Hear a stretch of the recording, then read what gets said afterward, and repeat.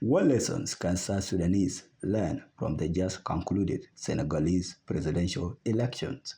Hello, welcome to SSGTV, South Sudan Global. If you have not yet subscribed, please subscribe as we'll continue to bring you informative videos. Senegal successfully held presidential elections a few days ago. The winner, the opposition parties, beat the odds. The then government of President Macky Sall is stacked against them. President Macky Sall, who has ruled Senegal since 2012, toyed with seeking a third term, which goes against the two-term limit enshrined in the Senegalese constitution.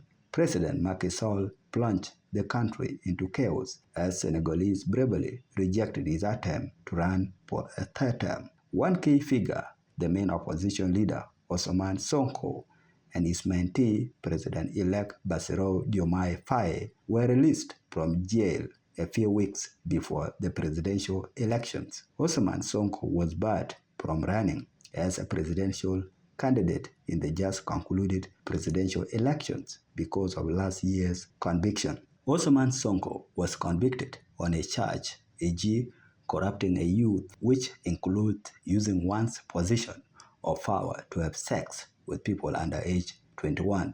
This is a criminal offense in Senegal that is punishable by up to 5 years in prison and a fine of up to more than $6,000. Source: Associated Press 2023.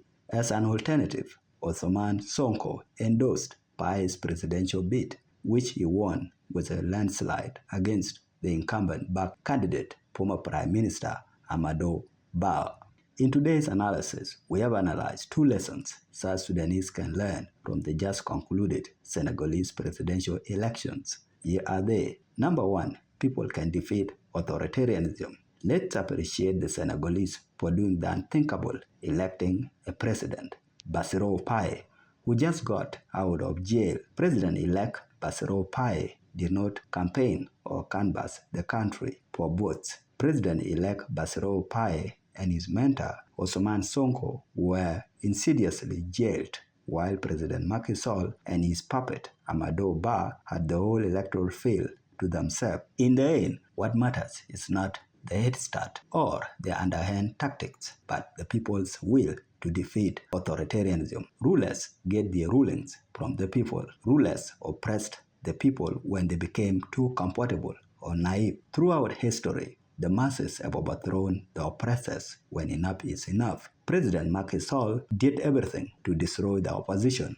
i.e., banned the main opposition party from contesting any election, jailed opposition leaders, and confiscated their party's headquarters. In South Sudan, President Salva Kiir has been doing the same, i.e., jailing opponents, i.e., Peter Biar Ajak, committing assassinations, i.e., Late Carabino Wall Agok, Agre Idris, and Dong Luak, among others, and confiscating their properties. President Salva Kiir has even gone further, using his Akol Kor-led National Security Service, NSS, to conduct illegal surveillance, phone call monitoring, and recordings, abductions of human rights activists from neighboring countries, and sexual violence, among others. Sadly, President Salva Kiir is able to do this because South Sudanese are still asleep. We urge the South Sudanese to throw off the yoke of oppression, freeing themselves from President Kiir's slavery. The Senegalese freed themselves from President Macky Sall's slavery.